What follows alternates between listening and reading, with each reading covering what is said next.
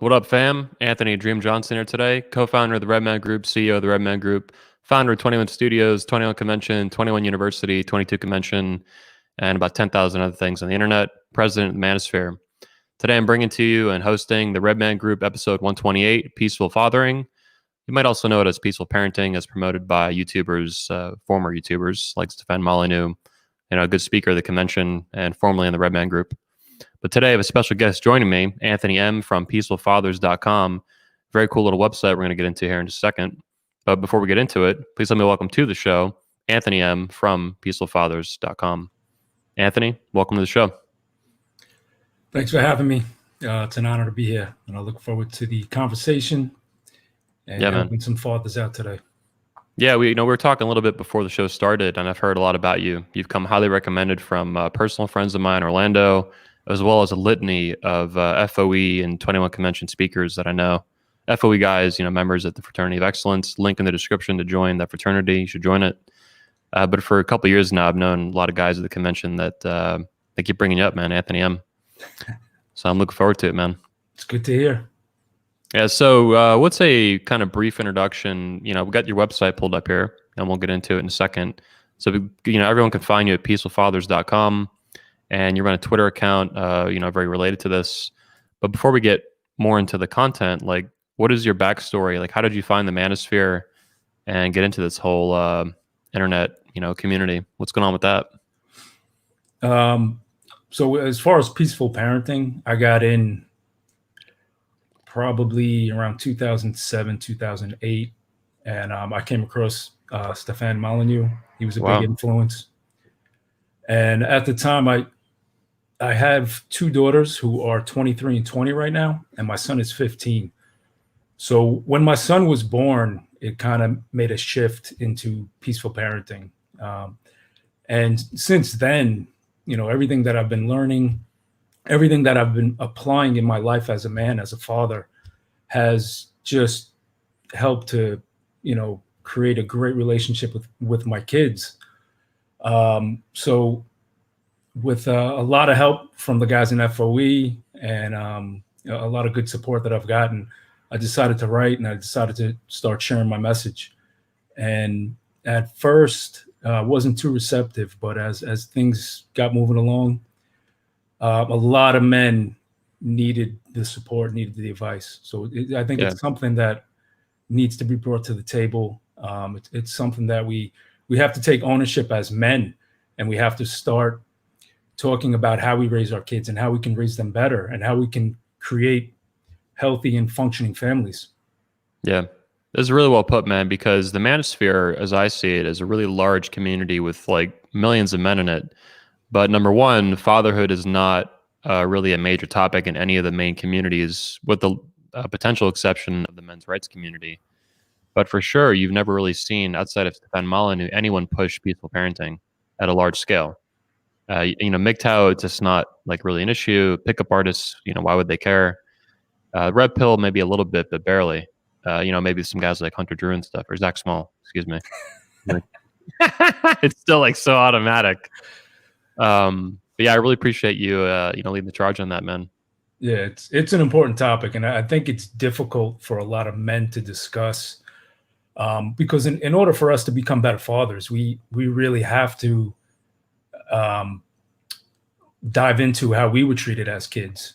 And, there's a lot of pushback with that. You have a lot of parent worship. A lot of people do not want to put their parents in bad light. And, my stance on that is I think sometimes we're not hard enough on our parents. And in order for us to really grow and become better men, become better fathers, we have to recognize what was done to us so we don't continue that cycle with our kids. Yeah. And it's painful to go through that. And it doesn't make your parents bad people. What it does is it enlightens us to improve. So it's not about them, it's about us. Talk to me about, you just mentioned, trauma going from generation to generation. I think is the exact word you use. I'm not sure looking back on it, but that is a thing. It's a recycled trauma, gets passed. I first heard it from Socrates, one of our speakers years ago. He still speaks to this day at the convention, but when I first heard that term, recycled trauma and then intergenerational trauma, that really stood out to me as a concept, and that's been a figure in my mind ever since. So, in your view, like, what causes trauma to get recycled from generation to generation? Why doesn't it just stop at some point? Why wouldn't this have been figured out sooner? Well, I would say it's all abuse. Any abuse that you withstand and you're not allowed to deal with it is what keeps you trapped. So if we're a child and we're getting, whether it's physical abuse, emotional abuse, and we're not allowed to express that, and we're not allowed to move past that, what I was saying before is, in order for our parents to be honest and truthful, they have to acknowledge what they're doing that is wrong. And in society, we have so many people who still to this day accept hitting children, spanking children as a way to discipline. Yeah. My stance on that is, it's not only is it damaging and furthering the trauma, but it's also moving our children away from us, right? As fathers, we want to be connected to our kids. We don't want them to not value who we are as a man and not embrace our influence, because what I see and what I see happening, especially nowadays, when our influence is gone as a man, when we lose that lead patriarch role and we're not in charge of our family and our home, our kids are going to be influenced by outside forces, right? This is when they're going to attach to other kids who may not have father figures in their life. They may come from single family homes, and these kids are good. It's kind of like the blind leading the blind. So they don't have a set foundation in their home. And I think this is damaging. This is the continuous cycle, and this is how our kids move away from us. Yeah, well put. Move away. That's it. Really reminds me of the physical action itself of just hitting your kid, beating your kid. You're physically, in a sense, pushing them away from you with force, as is the physical kind of result of that, and that it would happen more figuratively on top of that, or emotionally, is makes a lot of sense. A tremendous amount of sense. Yep. Yeah, it's exactly what we're doing. We're pushing them away. Yeah. And my stance is, as a father, we should be bringing them in. We should be inviting them into our world and letting them know that we are their protector, right? We're the person they want to come to when there are problems, not the person who's damaging and destroying them. Yeah, I said recently on a podcast on this issue, someone was asking me about it, childhood abuse and trauma and these things and parenting. And it was kind of interesting. It's like, as the parent of your child, mother or father, both, you are the ultimate protector of your child, or you should be. You're number one, you're their creator, physically speaking. You created them, and you should protect them. And beating them is the opposite of that. You're now a source of danger to them. And the books I've read, actually had a few, I wanted to bring this up. These are some of the books that have influenced me on peaceful parenting. I don't know if you've seen this book. Yeah, she's great. Alice Miller, found her. Yeah. And another one too, more kind of sciencey one from a psychiatrist, is The Body Keeps the Score by Bessel van der Kolk. I'm going to invite him to the summit next year, 21 Summit. It's very similar to The Drama of the Gifted Child, but it's 2015. It's a lot more modern and much more kind of physical science based rather than philosophical or psychological. Yeah. But it's all the same content, and that book in particular talks about how the brain it's super confusing to children. Their brains are rapidly developing and growing like a sponge, as we say. And then you're now a source of protection and physical danger to them, violence. And it's this fucking schism. So yeah, let me ask you this, to the extent you have any familiarity with, we call them in the manosphere BPD chicks, crazy chicks, right? What are your thoughts on child abuse as it relates to personality disorders in adults? If you have any familiarity with that, what kind of consequences, maybe is a better way to put it, consequences are there to violent parenting, beating your child as a source of discipline? Well, I mean, it's the research definitely shows there's all negative effects from violent interactions, even spanking. And this is something that I push on a lot, and a lot of people do not want to hear it. But obviously, if you're committing violence against your child, it's going to increase aggression. It's going to increase violence. It increases drug addiction, drug abuse, criminality, and wow. there are a lot of negative attributes to a child being physically hit. It kind of rewires their brain. And what you were saying before, in regards to Alice Miller, she talks a lot about the true self, and how children create a false self. So when a child is immature and their brain is developing, and what they continually see from a parent, especially a father, since the father is stronger and bigger, intimidating. If all they see are threats, punishment, abuse, yelling, screaming, that child wants nothing more than to connect with their dad, right? This is the person who's supposed to protect them, as we were saying before. And when this is all they see, what they subconsciously do is they create an image that the father wants to see. They create a false persona, somebody who just needs to survive in that home. And it's obvious that we would never want our children to experience something like that, but it's continually going on because a lot of people just won't accept the fact that we should not hit our kids, besides the negative effects. But what I just pointed out is the child that we're creating. And this is, to me, this is a child that creates, we have the, as Dr. Robert Glover talks about, the nice guy. This is a perfect example of that. A man who grows up from an abused home, who is not in touch with his own needs, who was never able to express preferences, who has constantly been beaten down, and what they learn is to submit. So they'll get into relationships with women who abuse them, and they want nothing more than just to connect and be accepted. So that's something I would like to, really bring awareness to fathers, what we're doing to our kids. Well, that's a perfect segue, because I had a question later to get into the nice guy issue. And you brought up, Dr. Robert Glover, another one of our alumni speakers from 21 Convention. I need to get him in my RedMed group, actually. That'd be great. I was actually talking to him today, actually, by email, inviting him to next year. He'll be there, by the way. Good. But yeah, so, man, hang on, brain fart on that. The nice guy syndrome. So this is perfect, though, because the conventional wisdom in the manosphere, even in the manosphere, never mind, mainstream culture, right? But even in the manosphere, I think the conventional wisdom is that beating your children is masculine. It's going to make your sons more masculine in particular. Maybe not your daughter so much a good idea, but definitely with your son, you got to beat that kid. Otherwise, he's not going to be a man. He's not going to toughen up, right? That is actually believed by a lot of guys in the manosphere. Average Joe, guy just reading, watching YouTube videos or reading blog posts or something, as well as content creators, as well as mainstream. That's kind of the conventional wisdom that everyone still believes in the West and probably around the world for the most part. So what are your thoughts on that? Let me just pose it to you. If I have a son, should I beat him to make him more of a man someday? Or is that going to make him into a nice guy pussy who has dating problems for the next 30 years? Well, I think that couldn't be more further from the truth. And this is easily proven.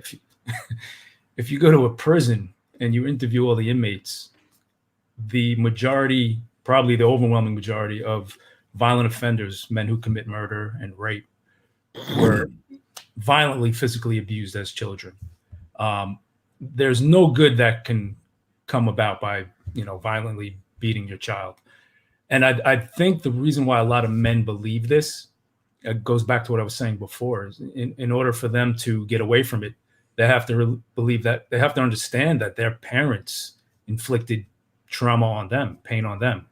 And to me, that's something that men need to do. It's like an inner healing process where, in order for us to become strong fathers and leaders in our home, we have to repair all the damage within inside of us. And if we don't, it's going to come out distorted. It's going to come out as violent, as aggression. Person in society we should not be aggressing against is children. If you want to be a tough guy and you want to you think being that kind of tough makes you a man, there's plenty of guys who are going through the same struggles that you can try to get into a rumble with. I just don't see it as effective with children. And I think that it's again, it goes back to abuse. Abuse continues because we don't call out the abusers. So I think that if we have more conversations like this, and we can actually confront men who abuse their kids, who hit their kids, and get them to understand that it's wrong. and not from a position of authority, but of something more of compassion. Mhm. And I think once society in whole doesn't accept it, and it starts with men, it starts with good fathers pushing back on it, then I think you would see a change, right? Because who wants to be that guy who continually hits his kid when all the other men are saying, yo, don't do that? It's Yeah. the same thing with, if you go back 50 years ago, men used to, husbands used to hit their wives, and it was Yeah. condoned. Nowadays, if you were on the street and you hit your wife or your girlfriend, there would be 10 guys jumping on you to stop. Unfortunately, right now, it's not true. It's not the same. We don't have the same respect for children. Yeah. If a parent was hitting his kid in public, we would look away or we wouldn't stop it. Most people, I would say something. Yeah. Yeah, there's an amazing Alice Miller, the drama The Gifted Child, the book we were just looking at here. And she has many other books too. Psychologist Alice Miller. One of the things that I kind of got awoken in her book is and I think you're referring to it here indirectly, there's an incredible historical momentum for child abuse. Just beating your kid physically as a source of discipline or whatever. And the way that we view children, the way we treat them, the lack of respect. And it's overcoming it, I think, is going to be a big battle. And conversations like this are going to help, speeches and podcasts and things. But I think it will take time. And I think that's, I don't know if you have any thoughts on this, but, the history, the historical momentum, I think, that keeps us getting passed on and passed on and passed on and passed on from father to son and, so forth. Yeah, it's just, it's so massive you don't even see it. Like, until I read about it, I was like, this woman is completely right. Mothers and fathers both, like, they just beat their fucking kids like it's normal. I think that, I don't know the exact stats are on it. Maybe you know some, but I think it's like 80% of people view hitting their Yeah. children as acceptable or something. Like, it's fucking crazy. In the United States, there's 80 to 81% of parents still spank their kids. Wow. Yeah. Holy shit. But I would even take it further. So peaceful parenting is not just about eliminating spanking. It's based on principles. It's a lot of it's due to the non-aggression principle, which is you wouldn't use aggression on any other person in society, and you wouldn't want anybody to use aggression on you to get you to comply or do something that they wanted you to do. So we have to afford that same principle to children. I also talk a lot about negotiation, and how we raise our kids and how we speak to them is important.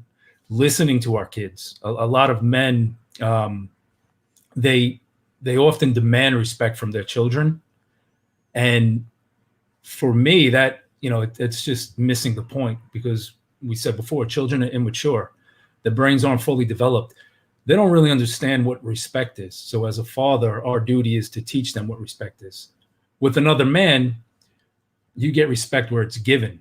With a child, it is our responsibility to teach them what respect is, and we do that by respecting them. So I think if you base your parenting on these principles, having clear communication, building trust, and having that mutual respect, I think those are even more clear foundations. The spanking, it should be common sense, right? We should. Well, hang on a second. Are you telling me that beating and spanking your child is not respectful to them? I mean, are you trying to tell me that? That sounds crazy, man. You got it. I don't know. It actually you're right. From a common sense perspective, it makes a huge amount of sense. Yeah. Like I was, someone asked me a little while ago, a few months ago, actually this year, what I thought about these issues, spanking, child abuse, beating your kids as discipline. And a thought occurred to me. I just kind of vomited it out. I spit it out, but I loved it. As soon as I said it, I was like, oh, I nailed it. And I'd like to know what you think about it. And it's the idea that you shouldn't hit people you love. You shouldn't abuse people you claim to love. And when I said that, the room kind of went quiet, because everyone was just like, oh shit. Because it makes so much fucking sense. It's like, I love you, and then I'm going to beat the shit out of you. Like, these two things are completely fucking opposite. Well, it makes sense in all our other relationships. Yeah. So, and to add to that point, it's weird. If I were to if I were to be with a friend and I hit him, he would never accept it. He wouldn't value my friendship anymore, especially if it was because I was emotional or angry or frustrated. Um, the same thing happens though with children. You know, like let's say that me and you were hanging out and you punched Zach, and I high fived you and I was like, "Yeah, man, that's a nice shot." We would see it as odd. Zach would be like, what are you talking about? How is that good? But Yeah. when we do it, when we do it with our kids, fathers do not react in that way, right? You hit your kid, and sometimes you even get, oh, they deserved it, right? Oh, you taught him a lesson now. Now he'll know to listen to you. When there's nothing being taught in that moment, and all you're doing, Nothing good. I mean, they're learning something. They're learning that a protector is a source of danger is what they're learning, right? they're learning to sympathize with their abuser, the person who's supposed to protect them. They're learning that because they're bigger and they have power over them, they can abuse them, and it's okay. So, and they're helpless to stop it. Yeah. yeah, Or their options are extremely limited for stopping it. Yeah, they run away and shit like that. Yeah. What are your thoughts on the so we're doing this podcast obviously in the Redman Group and 21 Studios and in the wider manosphere. The manosphere though has been growing for a couple decades now. Obviously, we talk a little bit about nice guy syndrome, stuff like that. What are your thoughts? You have some on fathers in particular beating their kids and that influence with the growth of the manosphere. The manosphere, has been growing for years and decades now. A lot of guys, obviously, that come into it are nice guys or betas or whatever you want to call them. They have dysfunctional relationships with women. They don't understand women.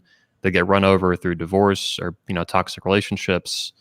They get, all kinds of, there's an unlimited list of bullshit that happens, and guys end up somehow in the manosphere, whatever, compartment of it there is. But what are your thoughts on the link between that? This whole community of men and now fathers, like it didn't just come up out of nowhere. I think there are, reasons for that. Do you have thoughts on that link between child abuse and the manosphere itself even existing? Yeah, I think it's here for a reason. It's needed. I think men, especially in this day and age, they need outlets. They need places where they can share who they are as men and how they can get better, how they can improve.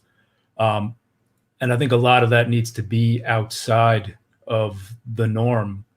What we normally see in men's group is, just lifting weights, making money, and doing a lot of good things for yourself, which is all excellent, all great skills and values to learn. But I think as we become more refined and we start to learn more about ourselves, the ultimate goal and how we become better is by raising our sons better. So I think to me, fatherhood is one of the most masculine things you can encounter. I agree. Because you're responsible for raising a child, whether it's a daughter or a son. I mean, I'll talk about sons right now, but we're responsible for raising them into a healthy and capable young man. What about non-gender binary their children? They're trying to take the sex off of the birth certificate now or some shit. Did you see that the other day? It's fucking nuts, man. Yeah. So nuts. I think when we move away from traditional values, when we try to get away from the family and that hierarchy where we have a husband and a wife and children and a family, I think you're going to see a lot of distortion in the world. You're going to see a lot of things that don't make sense. And I mean, I see that also. Like, I don't blame these young people running around who are upset and frustrated and angry and confused. I just see it as a symptom of the erosion of family, of traditional values. I don't see them as bad people, as threats. I see them as people who need help, people who need a father. Yeah. Yeah. So let's talk about that. We've seen this year a lot of peaceful burning and looting, rioting, Molotov cocktails, all peaceful, thrown at cop cars, right? It's been a really wild year, to say the least, in many regards, including, this mass violence. So what are your thoughts on the rise of something like Antifa with regard to child abuse and discipline and beating your kids? Is there a link there, or do they just come up out of the ground like little gnomes or something? Yeah, no, I see a strong link with children who are misbehaving, who are emotionally detached from themselves, but from their family. Um, I think one word that I've been reading a lot in parenting books is attachment. And I think when we have, if you go back generations, attachment was more natural. We had family values, we had family structure. Kids need structure. And I think parenting might have been easier back then. Kids kind of accepted the role that they were the children, they were dependent on their father, on their mother. And I think we've gotten away from that.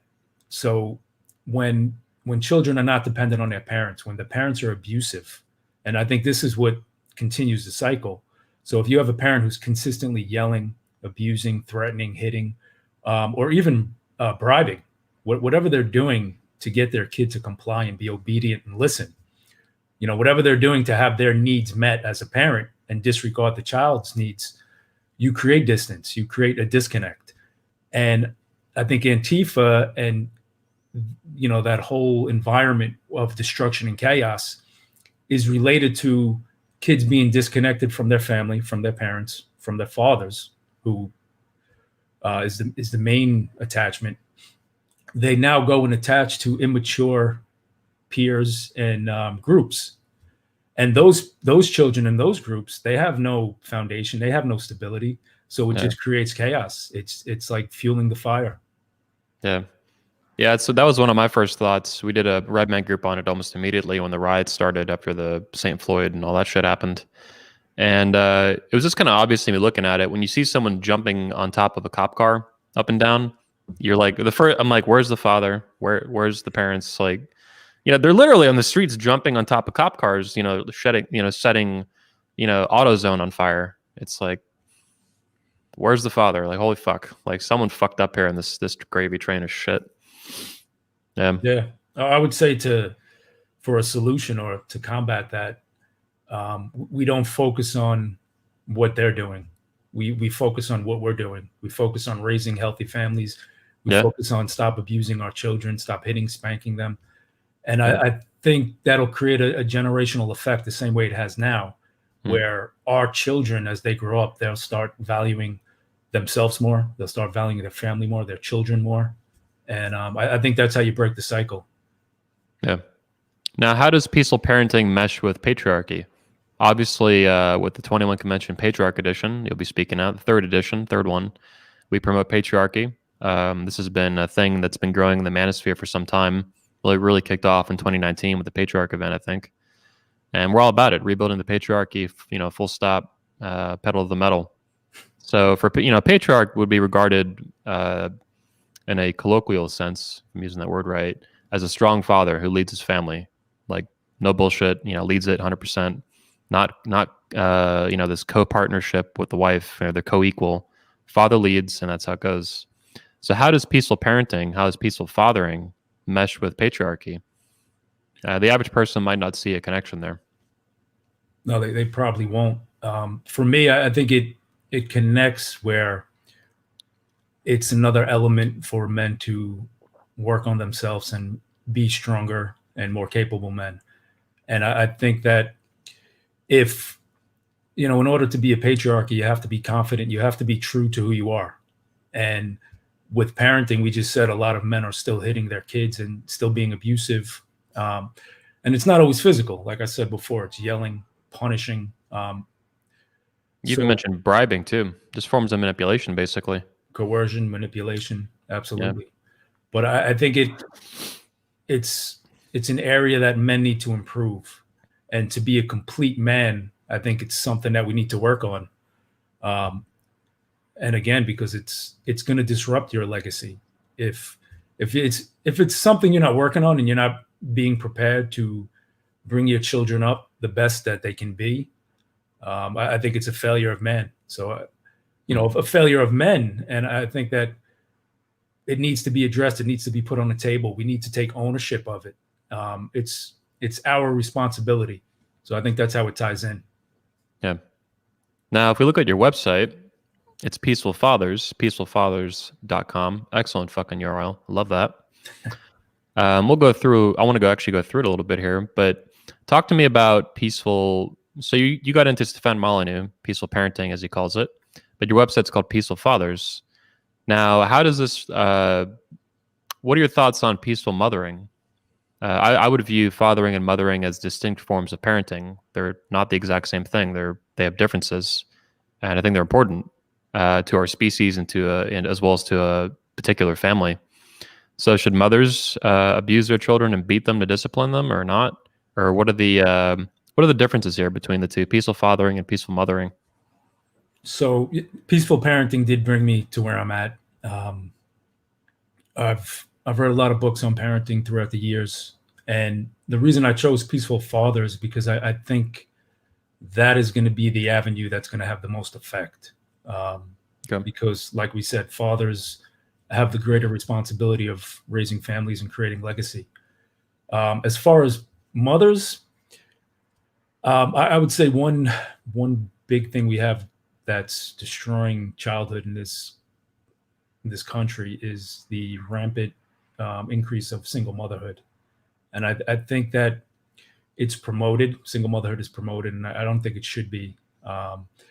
And statistically, mothers actually hit their kids more than fathers do. Whoa. Yeah. Can we repeat that? Mothers hit their children more than fathers. Did I get that correctly? Yes.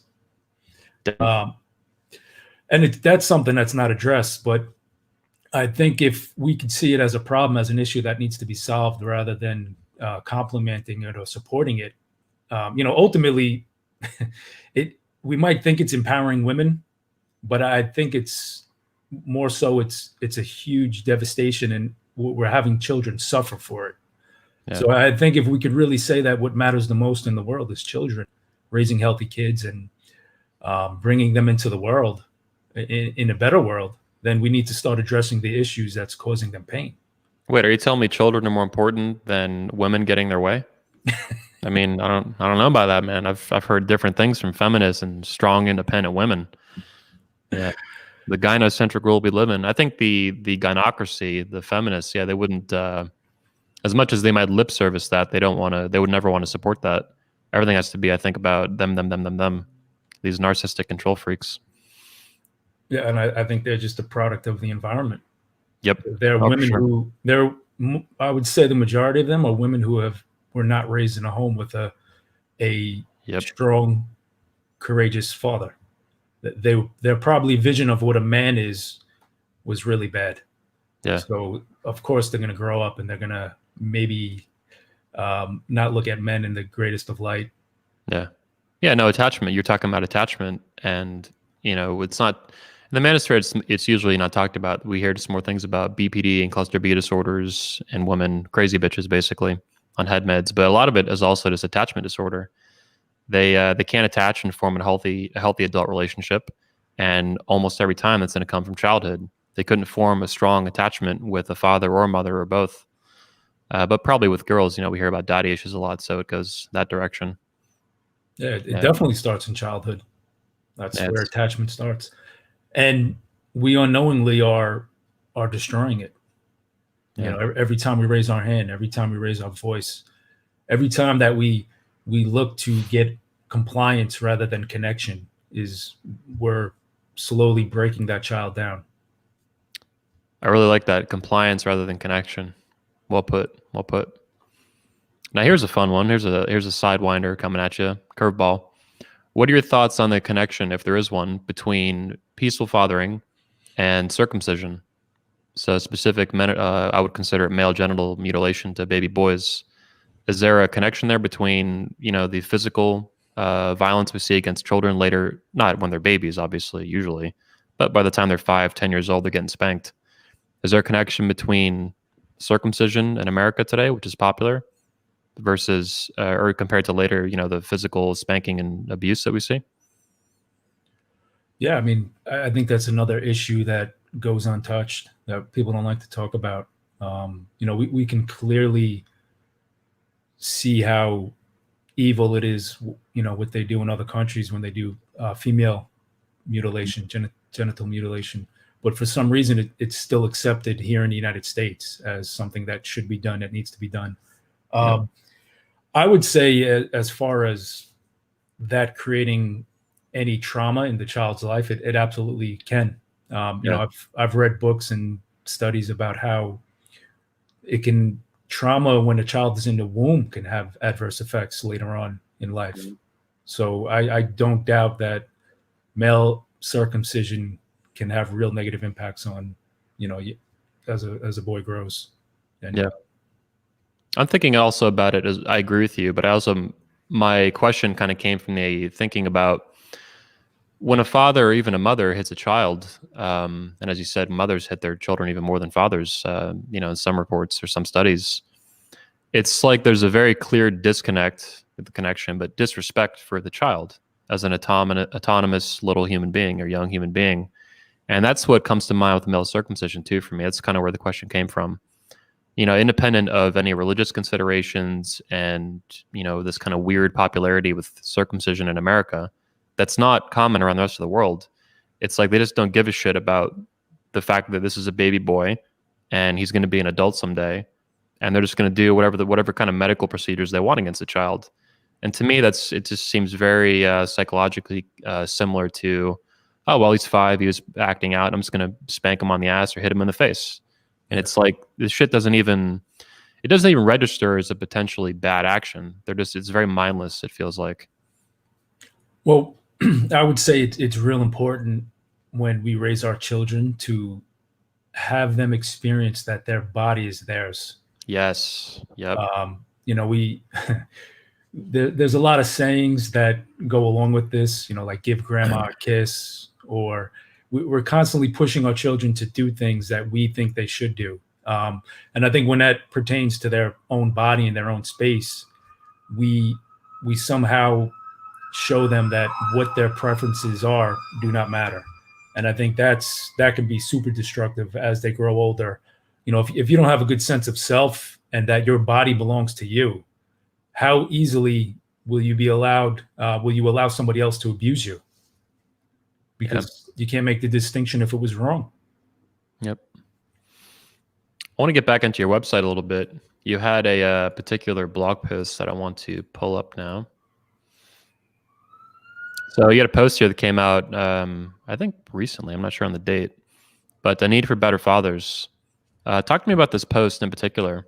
Like, why do we need better fathers today?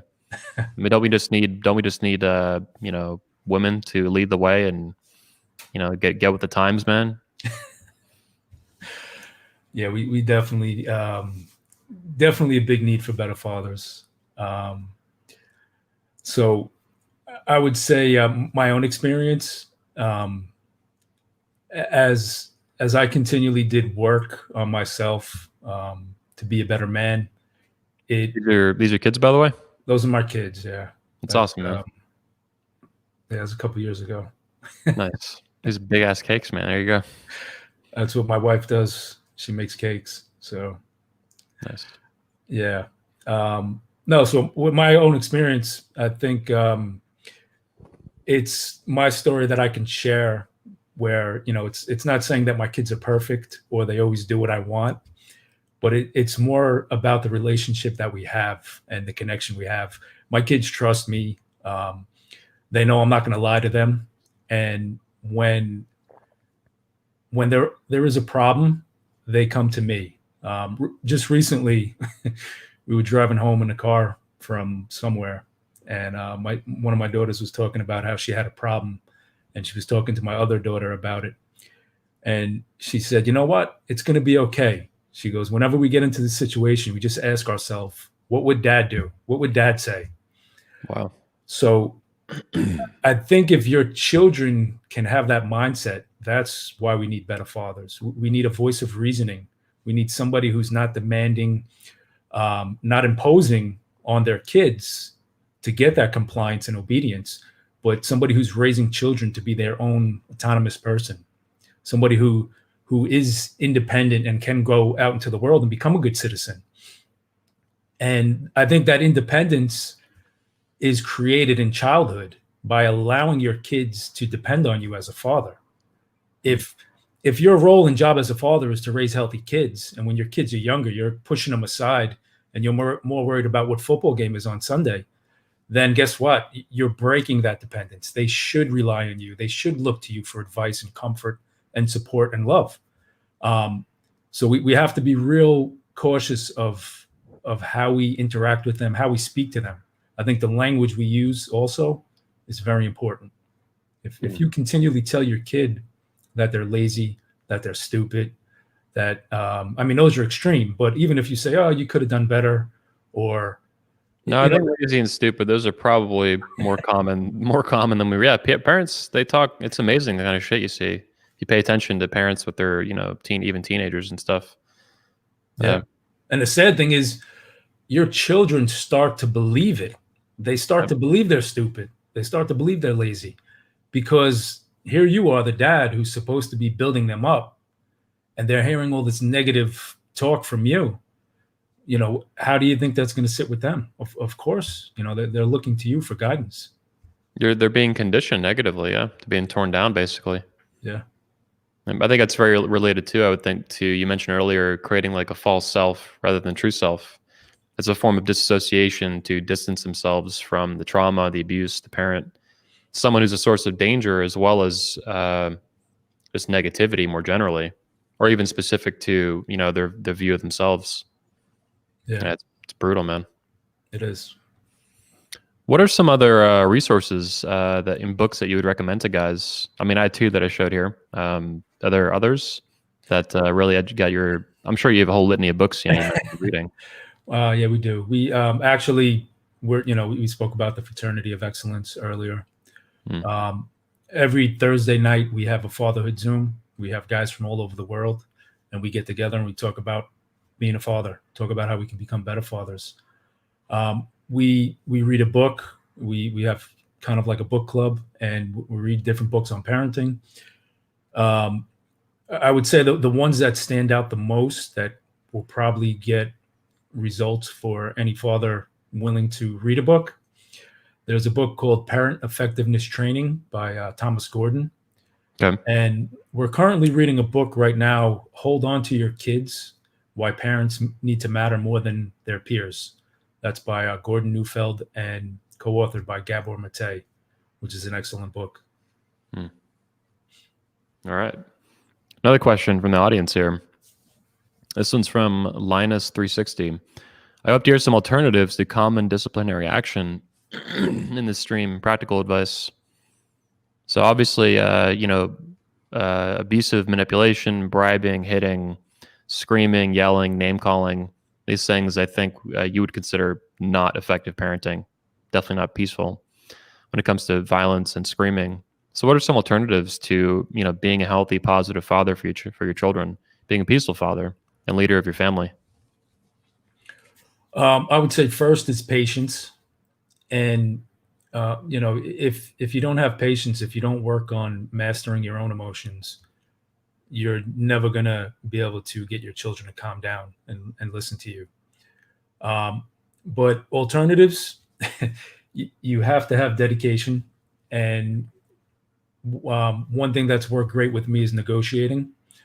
When your child disagrees or has an argument with you, you have to look to find an alternative means to get ultimately, and we make jokes about this a lot. It's one thing that comes up often with men, with fathers getting their kids to brush their teeth. For some reason, it's a big thing. It's a difficult task to get accomplished every night.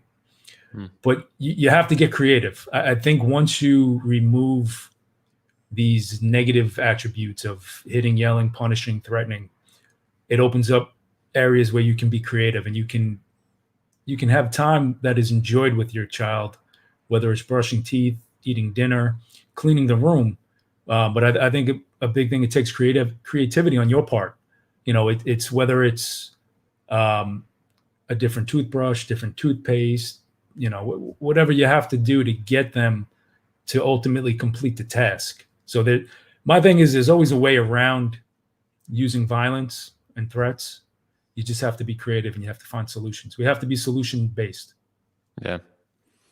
Yeah. It sounds like you have to use your brain and be thoughtful rather than be mindless and just resort to being an animal and beating your kid. Yeah, definitely. It's primitive. It's very primitive behavior, actually. I think that when you think about it. Here's a question: what are we're doing this podcast in the manosphere, like I mentioned, obviously. What are the responses you get though from, I'm sure, other men that hear this kind of content or that have these conversations with you? Maybe you have with them. What are their responses to peaceful fathering, peaceful parenting, not beating your kids? Like, I'm just curious. I don't talk about it much with normies, so to speak. So what are the experiences there versus the manosphere, which is a lot more open minded, I think, to hearing alternative viewpoints on fathering. I mean, there's reactions on both sides. I think a lot of the guys, a lot of the fathers who start to implement these ideas and turn away from the traditional methods, they really do start to connect. They see changes in their home pretty quickly. They see changes in the behavior in themselves and changes in the behavior of their kids, all for the positive. I think the pushback comes where a lot of men see this as you're allowing your child to take control of the home, or you're giving into their desires and needs. And they have a fear, I think, of losing control, when they would rather continually have the same conflicts over and over again in the home, instead of trying to change things and be solution based and work together, instead of giving up that power. And one thing that we talk about, as far as a different way of parenting, is try giving your kids power, right? Give them power. So if you're having trouble at dinner time, let them pick out a food to eat, right? Let them think that they're choosing what they want to do, when ultimately the goal is you want them to eat and be healthy. So, but for the most part, I think that it's received in a positive way. I think there's a big need for it. Yeah, it's pretty cool. It's good to hear, man. Yeah, because there's just so much studying Alice Miller in particular, just reading about the history of it a little bit. She goes into it. It just seems like such a massive. I mean, she talks about it. It's like this hidden fucking plague, basically, that's been plaguing families and children for centuries, even in some ways. You did mention earlier that maybe parenting was a little bit easier, 100 years ago, but child abuse definitely has been going on for centuries, if not thousands of years still. Yeah, it seems like a big thing to tackle. Big thing. It is. It's a big obstacle. Yeah. Now, what are your thoughts? Alice Miller goes into this too, though. What are your thoughts on the influence of religion on child abuse? Any religion, it doesn't really matter, because they all seem to, in some way, support this. There's a famous quote, for example, I think it's from, I don't know where in Christianity, but "Spare the rod, spoil the child." Yeah. I think is the saying. Yep. What are your thoughts, just generally, on religion's influence on the seemingly infinite perpetuity of child abuse? Well, like anything, I think that scripture can be taken out of context. Okay. And I've studied the quote, the verse, and I've learned a lot about it, because it is something that comes up a lot. My personal belief is that it doesn't condone hitting kids. I think it is misinterpreted. And it goes down to the word discipline, which comes from disciple. Okay. And I think discipline is more of a tool to guide your children, to make them to become good children, and it's not to cause them damage. And the same thing with spare the rod. From what I've looked into, the rod was a tool that shepherds used to guide their sheep on the path, to keep them on course. So I think if we can put it in that context, I think it's a good verse, right? We need to keep our children on course. Sure. We need to make sure that what we're doing is not damaging them or hurting them, but it's actually pushing them to be better people. Yeah.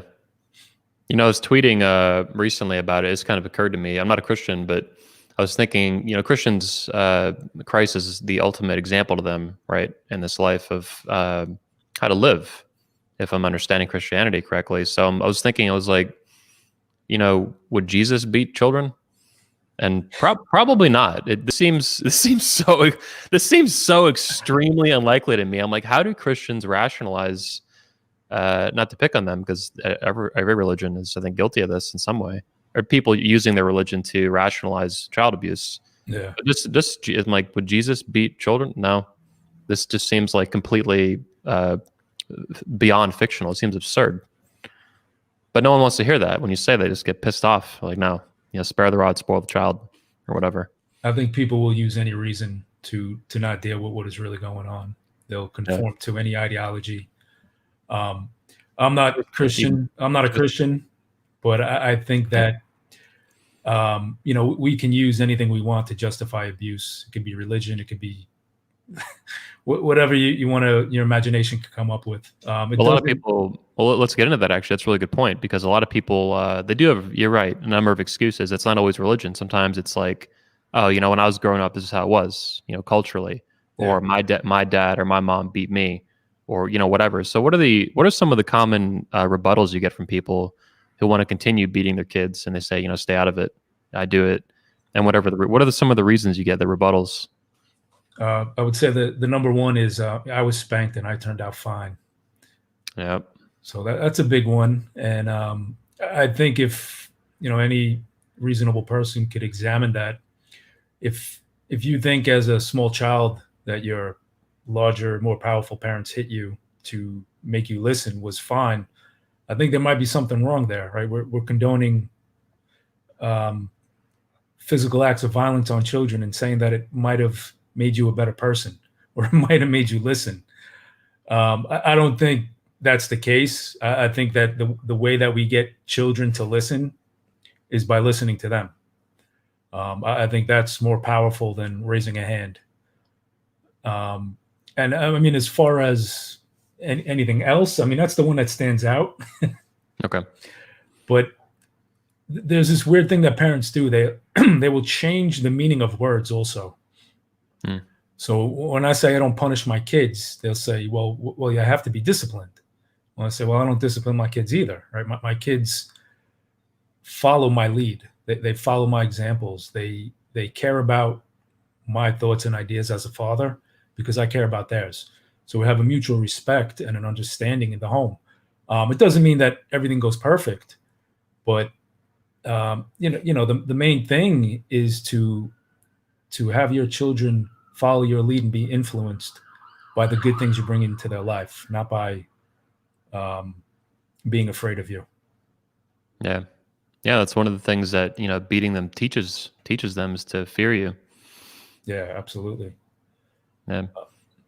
It seems like there's so many negative things that you actually. It's we say that I think you said earlier that beating your kids doesn't teach them, but obviously I think in some ways it does. Like, just negatively though, I think it's just pure and it's just so negative. It teaches them a bad example of how to be a parent, how to be a man, how to be a father. It teaches them to fear you. It teaches them that you're a source of danger, that you're a source of violence, that you're not a source of protection, or at best you're a conflicting source of protection. So now it's like some, what do they call it? Stockholm Syndrome. Yeah. You fall in love with your abusers, like even though you're being held up at gunpoint, like sympathize with. Well, it's a survival tactic. Yeah, that's right. Yeah. It really is, and it's something that when you impose your will on your kids at a young age, they're going to do whatever they can to survive. Some kids will fight back. You have the fight or flight mechanism kicks in, but most kids will take the flight part, right? They'll diminish who they are. They'll erase who they are just so they can be loved by their parents, whatever love they can get. And I think it's crazy, like you said, we're the fathers. We're supposed to protect our kids. I think even more so, we're supposed to show them that they are important, important to us. And I think that will transfer to them and allow them to believe that they are important. It'll build their self-esteem, their self-worth. I think that as a dad, we need to make sure that our kids know we have their back. I think that's important.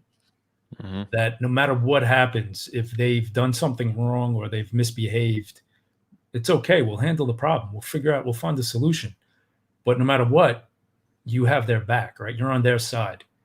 And that I think that's something that collectively we're kind of ganging up on children, whether it's in schools or in society. The children call the parents and they're like, oh, your kid misbehaved, and the kid goes home and the dad's beating the kid. Well, who's protecting the child now? Where are they going to see comfort? Where are they going to get any ease on what happened in the moment? Yeah. Yeah, the answer is nowhere. They end up just totally kind of foobar on it. And then they have one of the, you mentioned fight or flight. There's actually, I've studied CPTSD and kind of trauma psychology a bit, a couple years now. And they say there's 4 Fs actually in some of the research: fight, flight, fawn, and freeze. And dissociation would be kind of a mix between freeze and flight, but fawning is one too. And my theory is that a lot of BPD girls with daddy issues, these like hyper crazy bitches that are hot and manipulative in their 20s and 30s, it comes from a fawn response that they used as a survival tactic in childhood when they were beaten. Almost every one of these girls has a bad relationship with their father, probably because he fucking beat her or beat the mom or whatever. So they had to learn how to. Fawning is just a form of kind of this fake nice manipulation. But that's what every girl, these girls that are in their 20s and 30s end up doing. And boys can do this too. They become submissive and weak and things like that from the abuse, which is very counterintuitive because the common not the conventional wisdom is that beating your son is going to make him strong and tough. And in your view, it's the exact opposite, right? It actually makes them weaker and less masculine over time. Well, it's it's not my view. It's things I've studied. Yeah, you understand. Studies. Yeah, studies that were done. I mean, there's a good meta-analysis that Elizabeth Gershaw has done on spanking and corporal punishment and how negatively that affects. But I've read a study too, how children who were physically abused have the same PTSD as active military soldiers. So, wow. Yeah, I think it's about time we stop damaging our children's brains, and find better, more peaceful ways to parent. Yeah, it just sounds way too reasonable for 2020, man. Sorry. we gotta lock the children in the home. 2021. Put a fucking mask on them and then beat them, and then they're gonna come out good, right? Yeah, well, I think a lot of what you're seeing also right now with the lockdowns and everything is people who were conditioned to submit, people who were conditioned to not, live in the elements of freedom and liberty. Yeah. And I think freedom is something that's fostered in childhood, right? The greatest way to have a society that doesn't respect freedom is to never give your child freedom, to never let them have the ability to go out and experience life and maybe make some mistakes, maybe fall down, but pick themselves up. And when you have a society that's completely dependent on government now, I think that's the effect, right? It's just what you're seeing is a whole bunch of people who have been raised and parented really badly. Yeah, Jesus, that's really well put. And I hadn't thought too much about that connection previously, but for sure. Yeah, I like what Zach put here. Fix the man, save the kid. Yep. Definitely. Yeah, you bring up a great point. Yeah, with lockdowns and like the love of freedom that seems to be dying in recent years and decades, and that's culminated in 2020. In my view, one of the most tyrannical years we've seen in recent American history, if not ever. Just super nuts, a lot of this stuff. It's just so wild. But so it's a good question though. Do you have any views on and understandings or thoughts on basically government's involvement, the role of government in any state?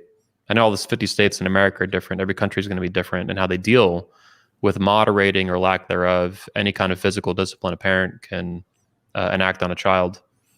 I think in Florida, for example, there can't be like permanent bruisings given or damage done to the child. Anything that hospitalizes them, I think, would land you in jail pretty quick.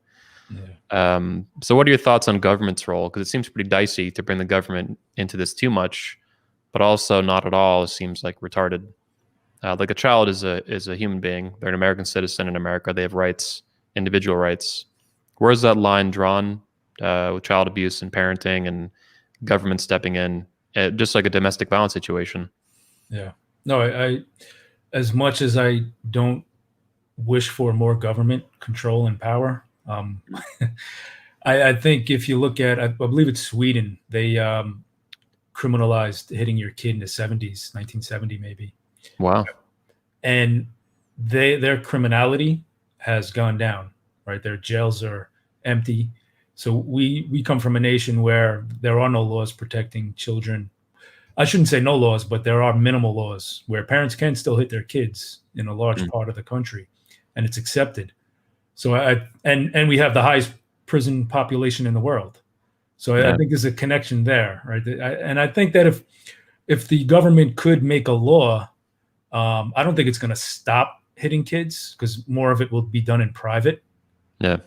But I think it would bring maybe an awareness to most people who don't, because you know how people think, oh, the government made a law, it must be bad, right? Marijuana is illegal. It's probably really bad for you if the government says so. Some people go along those lines, right? They believe everything the government tells them. So it might actually capture a couple people to not hit their kids. Yeah. Yeah, I'm interested. I mean, it's an interesting debate for sure. I don't know where I stand on it, to be honest, other than some of the current ones, like, closed fist, permanent damage, broken bones, like obvious shit. I'm just very wary of government getting too involved with it, and then even being able to, like, I don't think you should hit your kids. I don't think you should even spank them. Yeah. But I don't know if I want a mother or father getting arrested for spanking a 4-year-old. Yeah. Well, then you have CPS getting involved Yeah, into that's what I mean. what should be family problems. Yeah, exactly. Yeah. Yeah, I know, dude, in Russia, it's really hardcore. I think they, if I understand the law correctly, I think they passed it a couple years ago in Russia. I think you can even, not even with regard to children, but I think you can like hit your wife like once a year. You can have like a DV call once a year, and they just, as a matter of law, they don't do anything. They just stay out of it. I mean, it's fucking wild, but You'd think there would be some pushback from the women on that one. I guess not. I mean, it's interesting to observe. I'll say that. It's like, holy shit, it's a hell of an experiment, but yeah, it's not America. So what are your goals and what are your projects with Peaceful Fathers? I mean, this is a great domain. I think it's a great project you have going. What are you have the whole website set up? Blog posts, resources, and affiliates, things like that. What are some of the future plans for it? Podcasts, anything like that? Oh, you're going to speak obviously at 21, so that's fucking great. Fuck yeah. Yeah, we're definitely looking to improve everything in the coming year. Definitely set up different avenues where we can help more men, more fathers with raising their kids, obviously more peacefully, but also effectively. And I don't know the projects right now. I mean, I have my own business, so for me to do all this was extremely painful. Something I had to learn and go through the process. But I'm glad I did it. It was definitely a lesson that my kids took notice. Working outside your comfort zones and putting yourself out there, writing your words on paper and sharing your ideas. Yeah. And I'm just looking in the future to further pursue that. Right, is get out as much content as I can, useful content. But yeah, I would definitely like to further that. I mean, I got a pretty good team supporting me. Good bunch of guys who are pushing me in the right direction. Yeah, fuck yeah, man. FOE, the family off, all these guys, man, the patriarchs, good men. Yeah, absolutely. Yeah, I want to see it spread too, and I hope guys visit the site and share it. I'll keep sharing it too, for probably several years coming up here. Yeah, man. Yeah, it's interesting though. It's just a hobby project for you. I mean, that's how my whole company started. I mean, we're on the Red Man Group today, but it started as Under 21 Convention, 21 Studios, 21 Convention. Then the Patriarch Edition keeps growing and evolving for almost 15 years now, 14 and a half years. But it was a hobby project when I was a kid, and look where it is now. So I wish the best for you with Peaceful Fathers, man, because that could end up being a big thing for you in a couple of years. Who knows? Like massive. Yeah. Well, and just to add, when I first started doing it, I really didn't think, like we said, there was pushback from other men. So for me to find a group like the fraternity and see where it was praised was huge. To be around strong masculine men who are doing things and creating value in the world, and them to say, hey man, this is a really good message. I can get behind this. I think that's an important lesson that we can teach our kids about the people we keep around us and the circles that we keep, right? If I'm a father and I'm talking about peaceful parenting and I'm around shitbags who are abusive to their kids, what example am I sending to my children? Yeah. But if I can put them around other good men, it's almost like we're building a community, right? We have all these people on the same mission, and it's not an ideology. It's a mission that we need to raise kids better. How can we do it? So I think it's a good example that we set as men, as fathers. Yeah, I agree. And it sounds to me like FOE, the Fraternity of Excellence, by Zach Small and Craig. What's his last name? Craig James. James. Yeah, James. Yeah, I met him once in 2018 at the convention. Yeah, good dude. We need him at 21 again. Got to get him back. But it sounds to me like FOE was basically an incubator, an idea incubator for you, and you got pushed along by good, positive men, good, strong fathers who wanted to see you succeed. That is fantastic. And guys, a lot of men have lost that today. Other than online communities, it's getting more rare and more rare. And we have meetups too, like 21 Convention obviously is a big thing, huge thing. But then we have FOE meetups. There's War Room for Corporate Tate, all these guys. But yeah, there's so little of that positive, communal brotherhood kind of connection in America today. It's been killed off, like strangled bit by bit. Yeah. But hey, maybe peaceful fathering will help bring some of that back. Yeah. I would say it's been strangled and put down because our children aren't seeing any value in it. They're not being raised properly. Yeah. And they're the next generation. So I think if we raise them better, it'll be that much more powerful within the next generation. For sure. Yeah. So talk to me about you're going to speak at 21 Convention, third Patriarch edition next year, 21 Summit, 2021, 15-year anniversary, October 2021. Fuck yeah. Have you given them plugging my own stuff shamelessly? Have you given thought to how you wanted to design your presentation there? Because to me, that seems like something that could go viral if we're lucky and fortunate. I hope it is. But we could put that out on the internet. That could do, I think, 1 million views, something like that. Crafted well. A patriarch talking about peaceful fathering and opposing hitting your kids. So have you given thought to how that's going to be put together yet? Yeah, no, I've definitely been thinking about it a lot. As far as what I'm going to do, I'm not sure. I mean, I got time. I'm going to make sure my plan of attack is well worth it and in scope of what needs to be done and what needs to be said. I'm definitely going to touch on a lot of the stuff we spoke about here today. And I think a big aspect would be to convince other fathers that it is the right path to go down. Not because it's peaceful, but because it's something that they probably struggle with. And as men, we all know that you get stronger when you face the things that you aren't good at, things that cause you problems and discomfort. Yeah. So you're saying, that being a peaceful father is outside of a lot of fathers' comfort zones because they're just kind of pushed in through cultural momentum to just behave a certain way and parent a certain way? Well, yeah, that, and it's not easy. It's not the easy path to really connect with your kids and raise them properly. It's not an easy path. Spanking kids easy to get them to listen. You get short-term compliance, but it has negative long-term effects. So I would say that, and this is something that I say often, is you want to parent now for the way that your relationship with your kids will be in the future. You want to make sure that when your kids in 20 years, you give them a call on the phone and they're not answering the phone. You want them to pick up and say, "Yeah, Dad, come on over, have dinner."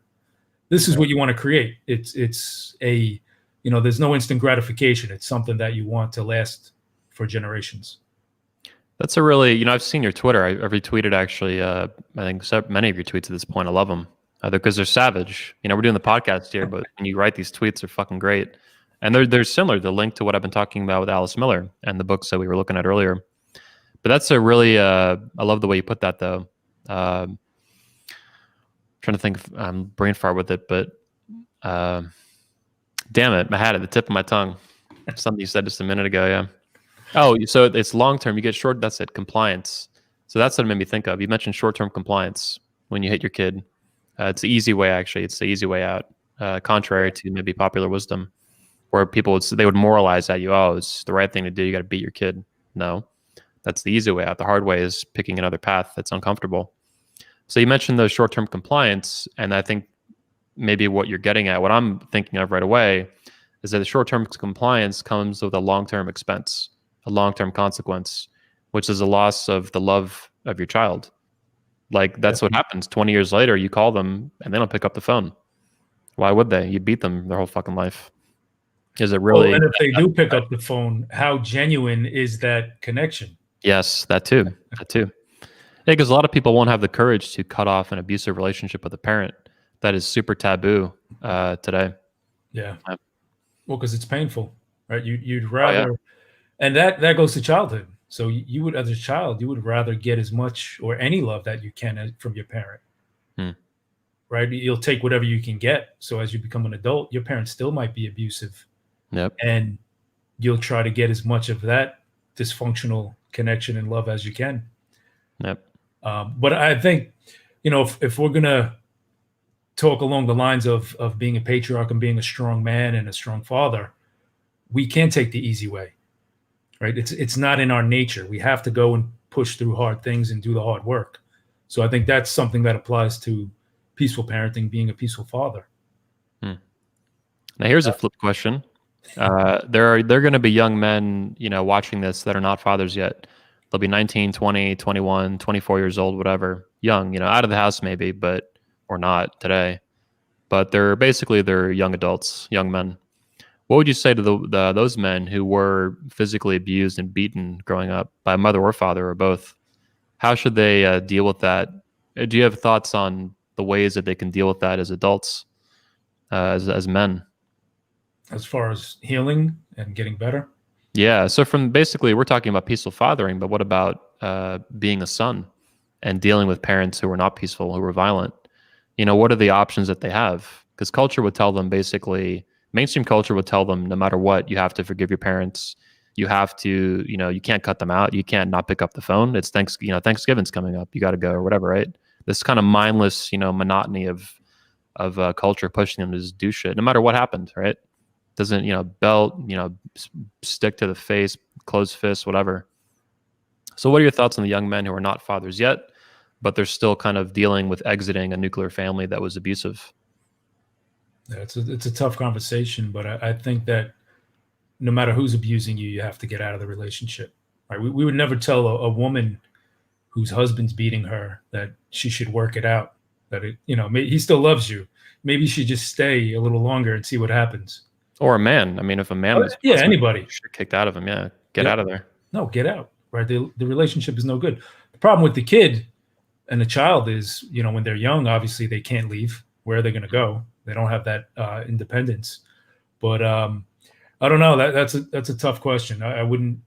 I don't think I could be qualified to give advice on a Sure. young child. I mean, an older child or a young adult on what they should do in that family environment. I would say just educate yourself and Yeah. learn about your own self-worth and find a group of men or a group of people who can help you move past it.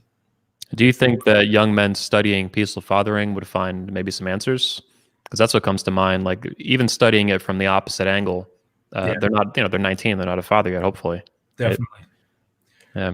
We have there are quite a few young guys in FOE Hmm. fraternity who don't have children, and they attend the fatherhood Zooms, and Wow. they add a lot of value because they give a perspective from the child. Sometimes, we have this group of fathers all talking about how we're the dads, and then you have this young guy come in and say, "Hey, well, my dad did this, and I didn't like it," and it gets the light bulbs going, and everybody's like, "Wow, it's Yeah. good to have the story from the other side sometimes." Nice. And you think that's because they're younger, they're a little bit closer to the experience, right? I mean, Yeah, you're in your 40s. yeah, 43. Yeah. Yeah, it's been a while since you were a kid, but someone who's 23, it's only, not that long out. Yeah, I Interesting. mean, my kids are old now, so it's tough to even relate to some of the other guys who have young children. Wow. So Shit, dude.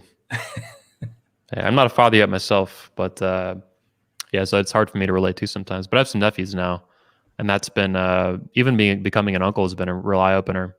Seeing your sister, have a child, it's like holy shit. yeah, Uh, I've seen the pictures.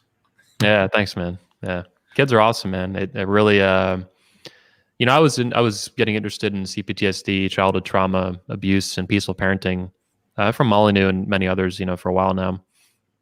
But just having now, a nephew, two of them now, and a third one in a few months coming up soon.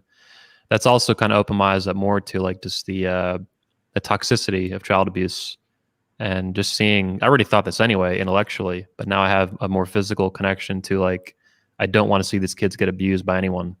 And I don't want to see it to any child in general, but in particular now there's a more, I can look right at them and hold them. And it's like, you need to protect this little kid. And think about what a gift that is that you can give to your sister. And Yeah, for sure. Share what you know with her. Yeah. I mean, I have a younger sister who got married a few years ago. She has a son now who's 2, and she's pregnant again. And she used to be a teacher, so she actually quit her job. She left her job to be a full-time mom. Nice. And I'm proud as hell of her. Her and her husband are doing a great job. They didn't circumcise their son. Nice. They're really fitting into the mold of what a healthy family can look like. And I don't mean what we perceive as a healthy family, right? They're really doing the work. They're really taking the steps and the actions to say, we need to make some sacrifices so our children can have a better life. And I think that's what's missing from years back, where fathers did that, mothers did that, right? We had that natural inclination to be parents. Now it seems a lot of parents want to get away from being parents. They send their kids to daycare. They want them to go to government schools for 8 hours, and then they come home and they do homework for 5 hours. And where's the family? Yep. Well put. Where's the family? Where's the family? It's gone. Yeah. It's been destroyed. You go to fucking school all day, you ride the bus there and back, or not with COVID, right? Now the kids are just at home on fucking Zoom all day listening to propaganda from their fucking teacher. Yep. And then then it's homework and shit. God, I've always hated homework, dude. Growing up is fucking the dumbest shit ever. School is for schoolwork. Home is for anything other than schoolwork. And it creates a lot of problems in the home, right? It creates frustration. You get angry. Your kids don't want to do it. They ask you for help. Some parents wind up doing it, so they're not learning anyway. Yeah. Jim here, I think he's from FOE, right? This guy? Oh, yeah. Yeah, I think he's at the convention. He's cool. Yeah, We're going to become a better father. You have to confront how you were raised and the impact punishment had on us. Well put. Yeah, Jim's a good guy. Yeah, another comment here too. Interesting statement from another commenter. I am 19. I think you are correct, even though I haven't seen the real world yet. Yeah. That's good. Yeah, man. I want to, before we close out the conversation, we've been going for a little over an hour and 15. I wanted to circle way back to Stefan Molyneux, who we talked a little bit about at the beginning. In what other ways did he influence you, but on this topic of peaceful parenting? Because for him, it's one of his main things he's known for. Is UBI, Universally Preferable, is it UBP? Universally Preferable Behavior. Yeah, major part of his philosophy, peaceful parenting, politics. He's known for a few things on the internet, and peaceful parenting was one of them. He's been one of the main promoters of it that I know of in the world over the past 10 years. So what are the what light they place him in? Yeah, no. Yeah, oh, they hate him so bad. All this bullshit. Yeah, he's like Hitler basically. His Wikipedia is horrible. He's a great dude though, man. He'll probably be there next year at 21. Yeah. But what are some of the other? What were maybe the one or two things that eye-opening moments that he kind of brought to you with his take on peaceful parenting and all that? How did that go when you found his work? I think he really opened me up to thinking. Oh wow! As strange as that sounds, yeah, just to think about things and embracing philosophy and the ideas of what we can do and what we're doing. I mean, he's written a lot of really good books. Also, he has a book called Real Time Relationship. I don't know if you've ever read that one, but that is amazing. And that's related to peaceful parenting. It's related to relationships in general. Okay. About just having kind of in tune with what we were saying before about what do you say to a kid who's in an abusive relationship with their parents. And it's just about having high standards within yourself and within the relationships that you keep, being honest, being open, being real. But yeah, he's impacted my way of thinking tremendously. I've been following him since 2008, 2007. Nice. And, I've met him at 21Con 2 years ago. Oh, you were at the Patriarchy edition. Yeah, that's when I found out about the fraternity. Yeah. 2 years ago. Oh, wow. Damn, I didn't know you were an alumni attendee, man. Shit. Yeah, wait, maybe it is ringing a bell now. I read all the attendee lists, obviously, at some points. I actually didn't know anything or anybody. I just went down there. I told my wife, "Hey, there's this men's group in Florida talking about patriarchy, fatherhood." She's like, "Go." Nice. Jumped in the plane. I went down, and I was amazed. You sound like you had a great wife, man. Jesus. Yeah, no, she's Going good. to this patriarchy weekend. Oh, go. Sounds great. Nice. Yeah, we support each other in what we need to do as husband and wife, man and woman. Yeah, man. Make We'll a look good forward to team. having. I look forward to having you back at 21, man. Now as a speaker, stepping up. Fuck yeah. Yeah, I'm excited. Final question is, where can guys find you on the internet? BeyondPeacefulFathers.com, which obviously we went over a couple times. Looks like you had a Twitter, Instagram. Where can guys find you? Yeah, my website is the main thing, peacefulfathers.com. I try to write blogs whenever I can. Like I said, I have my own company. I'm a busy man, but this is my passion. This is what I want to put more time into. On Twitter, it's at Peaceful Fathers, and Facebook and Instagram, I'm not on that often. Okay. But like I said, in the future, I'd like to start diving into create more content, helping guys out. Nice. Let me pull up your Twitter account real quick. So at Peaceful Fathers. Boom. Yeah, you guys should follow him, man. Great dude. Yeah, great tweets, man. Savage. Good for retweet. Cannon fodder, I call it. Thank Like, you. how can I trigger all my followers today? Retweet Anthony. I mean, do all the speakers basically. They tweet savage shit. It's amazing that talking about raising kids peacefully is triggering people. Yeah. Think about that. It makes them confront a lot of like the one commenter put. It makes them confront their own childhood. And you're right. Probably the number one rebuttal on this that everyone's going to vomit is, I was spanked. That turned out fine. Yeah. The real retort is actually you probably didn't. You're probably kind of fucked up. And you don't want to admit it. But people tend to get pissed when you just kind of throw that back in their face. Like, you sure about that, man? Yeah, it's tough to reason with people who were severely damaged in childhood. Yep. Oh, well, and have no awareness of it. I think the moment, like you mentioned with Mullen, who teaching you about critical thinking and philosophy, is like that really woke up your mind. I hate the woke crap today, but It is what it is. It woke you up to being more mindful.